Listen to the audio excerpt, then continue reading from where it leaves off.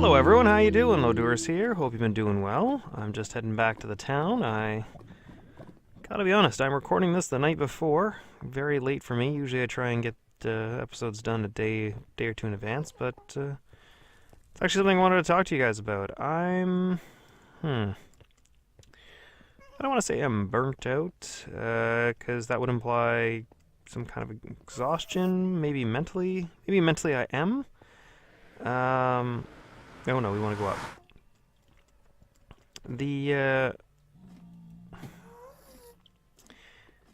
The platforms are kind of wearing me out. I'm tired of all the digging. There's a lot of digging, a lot of converting of cobble to smooth. I then take that XP I get from it to enchant weapons and armor and yada yada yada.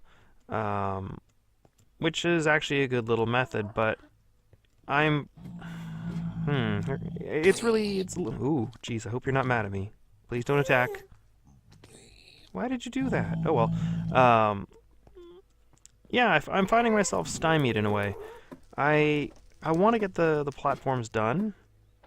All of the platforms.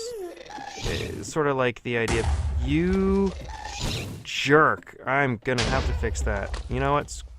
Forget it. Where'd you go? That's what you get for coming after me. And now I've lost my train of thought, and I have to pick up ladders. Because you're a jerk and knock them off. Anyway, before I get distracted again, I'm just going to blurt it out quick. The entire project for building all the platforms is a lot bigger and more ambitious than I ever thought. I missed that quartz over there. I'll have to get it. So staying focused on one task is really kind of draining in a way. It's removing the fun of the game. And I've been thinking about how to solve this, and one of the ways I'm going to do this is we're not going to spend all our time on the platforms. It's not going to be like the village where we were just in the village, we worked on the village, and that was it. Because, you know, I do love this, and I love particularly this opening platform where you come out on. I love this. And I like those trees there, oddly enough, and I might find a way to keep those there, but I enjoy this, and that's the other thing. Getting the materials to make this, the prismarine, is not easy. I have to, oops, I missed. I gotta kill a lot of those little guys there, and I gotta figure out a way to make a farm to be able to get this material a little more easier, because it's just taking forever. So the task is definitely a lot bigger than I anticipated. So what I'm thinking I'm going to do, just to maintain my sanity and prevent myself from getting bored or tired of working on this platform and these platforms and never wanting to do it again or stopping part of the ways, I'm going to vary it up. I'm thinking that I'm gonna, you know, like I said, I'm gonna work on the platforms away from you guys, just because it is very boring and I do have to stay focused. But I think what we're going to do is, there's a couple other building ideas I have. One is in the canyon of the savanna. I was initially going to use this idea in a mesa biome, but I decided against it. Because I'd like to use hardened clay for the... Oh, I have hardened clay here. Perfect. Man, I need chests. Well, let's throw what we can in here to get some room. You. Oh, I have dirt here. Sweet. That's a good thing. Alright, let's get some wood. But yeah, as I was saying, sorry, I keep getting distracted. I'm terrible at this. But I'm going to swap it up. We're going to get multiple projects on the go. I don't normally like doing that. Sorry, just as I scratch my nose there. Just because I like to stay focused so I don't forget what I'm doing with one particular area.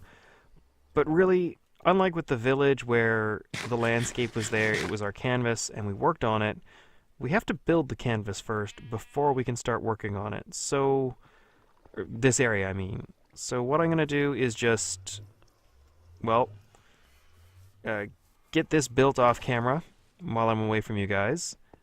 And when it's done, we'll come back and work on bits here. But in the meantime, what we're going to do is we are going to start in probably the next episode. We're going to start over in the canyon, or possibly the ice spike biome. We need to build ourselves a little base there just for storage. And the canyon idea is something I would like to work on. We still have these guys here? Okay, good. I'm going to keep that there for the time being. That's going to be our tree platform over there. We are going to live on this platform over here. So we're going to have to figure out and design a house for there. And this is going to be our gardening platform. All of these are going to change eventually, because just so you guys know, I was trying to keep it a surprise, but it's taking forever to do. So the outer ring is going to be 8 platforms, 1 at each compass point, and then 1 in between. So it's going to look really cool, but until I have those, I kind of have them planned how things are going to go, which platform's going to serve as which function. But it's one of those, I need a farm going because I need to breed these guys so I can eat. I'm eating the chickens in that, of course, but I'm not producing as many as I wanted. I also need, for one of the builds I'm working on, I want to do with you guys, I need white wool. I need a lot of white wool. Makes me happy. Burn all your troubles away. Anyway, as horrible as that is. Yeah, so and of course to breed the sheep I need wheat. So we're going to turn this area into a farm for wheat and carrots, potatoes, things like that. I'm going to move the animals over there. And I'm still going to, despite this is just going to be a placeholder, I'm still going to try and make it look nice. So in the meantime, what I'm going to do, because it's probably going to be boring, I'm just going to pop that there, that there. Get back here. Get back here. You. We're going to do this together because I don't want you jumping off the cliff. There's only 2 of you, so you can't die yet. And actually, I should probably... I just realized I should probably make a fenced-in area. Although... and this is why we had the platform built, so it was deep. Because now, we can just do this. So what I'm going to do is I'm going to make a little pen for these guys, and I will... Oh, you fell in there, perfect. So yeah, I'm going to make a pen for these guys, and I'll be back with you shortly. See you in a sec.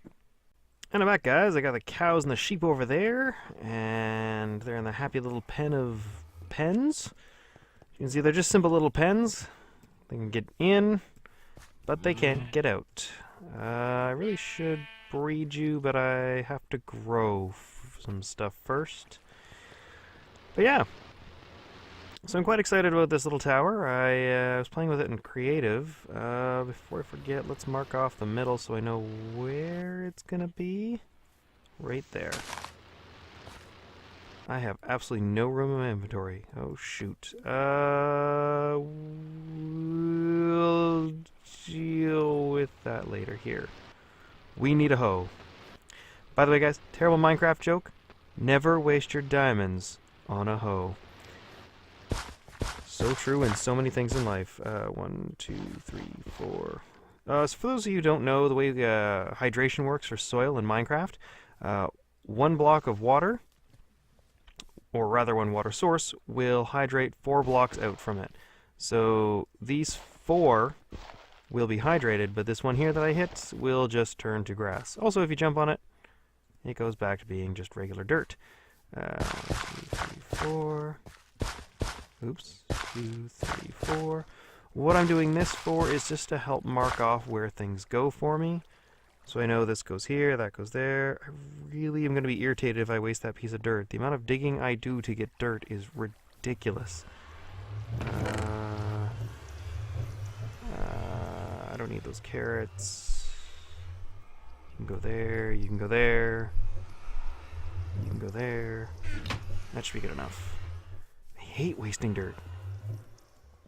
Honestly, like the size of the pit that I'm creating down below and just through random mining is ridiculous. But this is actually going to help us mark off where we're going to be building the tower. It's obviously going to be lying in the center of this little platform here, but I remember a piece of smooth stone here at each corner. This is going to mark off the general ring. I don't really have to. Most of it will be covered up and unseen. But just to give you guys an idea, come back here, dirt. This is how it's going to look. So I gotta say, I had some fun with some friends tonight. I went out for coffee. We played a card game called Boss Monsters. It's a lot of fun. It's a very interesting game, but the biggest draw and attraction for me is the nostalgia and the in-jokes.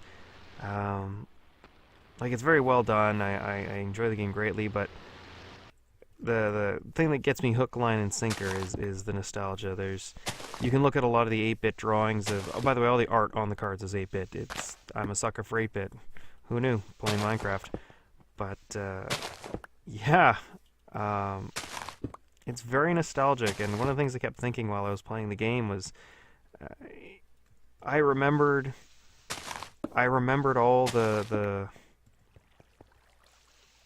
games I used to play as a kid growing up on the Nintendo, and the fun I had doing that. And yeah, it reminded me why I play video games and the fun and the things that I've done. And yeah, like I play game, like I don't know, it's everyone's a gamer. Anybody who's ever played a game is a gamer, in my opinion. So I'm sure in some small way you'll understand what I'm feeling. The memories, particularly when you're a child, you know, where the excitement of saving the world. You have a really bad day, you get beat up while you're at school or whatever, you come home and the world is just garbage, and you're sad because life is just beating you up. But for a brief moment, and even though you know it's not real, when you're playing that game, you've got control over everything. You're the one who decides your fate. You're the one who's saving the world or letting it go to ruin. It's you, and all the problems of the world just kind of melt away. And that's, like, for me, one of the big draws of Minecraft is, again, the blocky design is very reminiscent for me of 8-bit games that I used to play as a kid, where I would save the world. I'd play Final Fantasy, I'd play Zelda, Mario, and the fun and challenge of those games, and I totally miss that. I don't know, gaming is important, and this is a weird little tangent of a conversation for me, but the last week, a lot of what I've been doing or things that I've been participating in have revolved around gaming and reminding me why I game and what I enjoy about gaming and what I hate about gaming. And the other day I got in a conversation with a buddy, and we were talking about game design. He is in school to be a game designer, and didn't think that one through. He's in to be a game designer, and we were talking about the current state of gaming and how we feel about it and what we like about it and what we hate about it, and it was a really awesome conversation. Just what he thinks the industry needs, the good, the bad. We both agreed that there are far too many tutorials in games. If any game makers out there ever listen to me, and you happen to watch this episode, For the love of God, stop with the tutorials. We are not stupid. Like, just, there are so many. You know what I loved about Minecraft? You are dropped in a world and you are left to your own devices. That was amazing. I growing up, I played games on the NES, and Mario Brothers was, the timer's going. You better do something.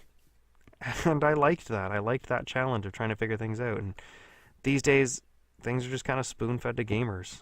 I realize I'm probably having the old man rant of video games here, but I don't know. It's the way I feel. I miss the challenges. Why I tend to go towards a lot of the hardcore game. Well, let me say this right. It's why I tend to go towards a lot of the games that are considered hardcore gaming. Things like Super Meat Boy. The old idea of, well, you've got infinite lives, but it's not easy. Keep going. I like that. So, yeah.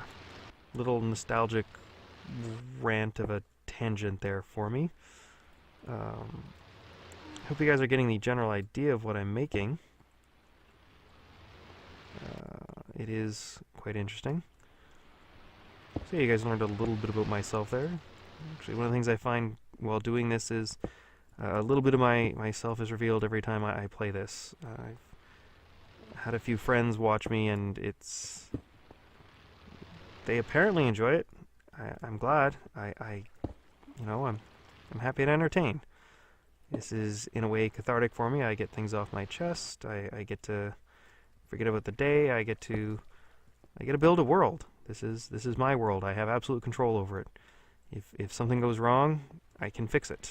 It's, as I said, it's a good way to blow off stress. Bad things happen. Well, you know what? You can forget about things for the day. Let your mind go. Play some games.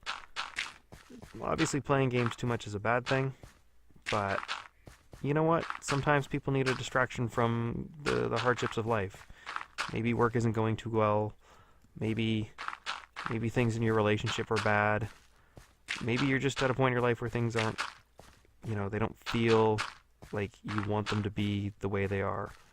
That's why there's games. Games are actually, as psychologists, the studies have been done.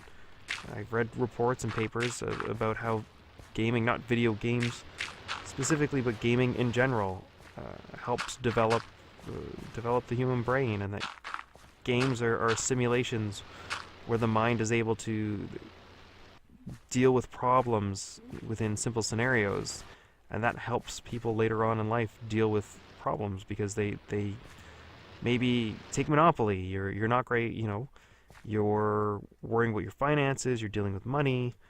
It's great for helping to teach you, what's a good business investment, what's not. It's a very small scale, but it's a stepping stone. It's the idea that, maybe I shouldn't buy properties that are, worthless, because even if, I happen to improve them, they're still worthless relative to, say, Boardwalk or Park Place. Those, I don't remember the name of the first two right next to Go that are, the garbage properties. I don't know. I think gaming is important. I will, when my nephews get older, I will have them play the old NES games with me. And, teach them the simple things of life of you just gotta save the princess. That's all you gotta do. Nothing amazing. Jump and avoid and run. Those are really all you have to do. Alright, so this is the basics. As you can see, it's a very repetitive pattern. It's very simple, but at the same time it's still very interesting. I think it blends in with the area. It doesn't include any of the prismarine. I tried it in creative, but it looked kind of gaudy. I'd popped a little bit of the brick here or here. On the ends here I was thinking where the chiseled stone is, but it just kind of stood out too much. It didn't look right. So I decided to keep it all with the same color, but just switch it up with different textures. So as you can see here, despite it all being gray and one big gray mass, You've got the texture of the cobble, you've got the texture of the chisel, the stone brick, the andesite, the stone itself, and when you come within the middle here, you've got this happy little area where you can grow. It's not fully efficient. These 3 squares in each corner could grow some food, but I opted to go with a more interesting shape. That does not belong there. Thank you. Actually, these can come down. So yeah, that is the design we're going to be using. Each layer is going to be a different crop. I'm thinking I'm going to do wheat on the first floor. Some maybe carrots, potatoes, whatever I decide. But in the meantime, I am going to finish building this tower. I will come back to you guys when this is done. Side note, something I've realized, don't let bunnies run free. This may sound dumb, but Mojang actually put, and I love this, put into the AI of the rabbits, if you have carrots that are on the ground, and rabbits get into your carrot patch, they will eat your carrots. It's awesome. Annoying, but awesome. Anyway, I will be back shortly with the end of this, well, no. I'll be ending the episode, but, because I think I've gone on quite the little tangent, but I'll show you the finished tower. I'll be right back. See you in a sec. Alright guys, time for the grand reveal. As you can see, there it is in all its splendor. I finished it. Decided to go with 4 floors. Jump. It's pretty good. I like it. I'm actually very happy with it, to be honest. I think it's probably going to end up being a permanent structure. As you can see here, got all these areas. Perfect for planting.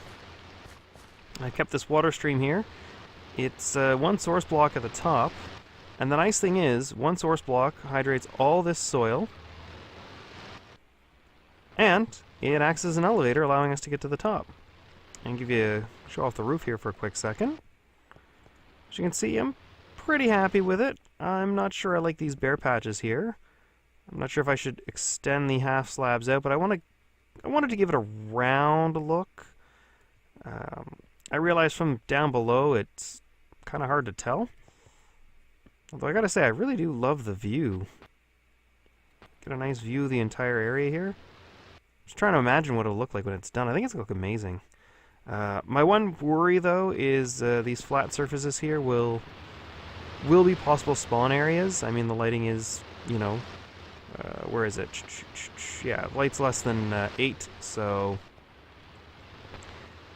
I'm worried mobs will spawn, but thankfully I think it's high enough up. I think it's about 16 blocks I counted roughly. I'm hoping that's high enough up that mobs won't look down and go, oh look, there's Lodurus. Die! And just kind of kamikaze themselves on me. But, yeah. All in all, I like the look of it. It's definitely going to be a permanent structure now. Still probably going to do the redstone farm, but I like this. It looks interesting. Anyway. I think that's all for me. I hope you guys enjoyed. I had a lot of fun. We've got to build something interesting. Until I see you again, take care of yourselves. Don't forget, never stop gaming. See you guys next time. Bye.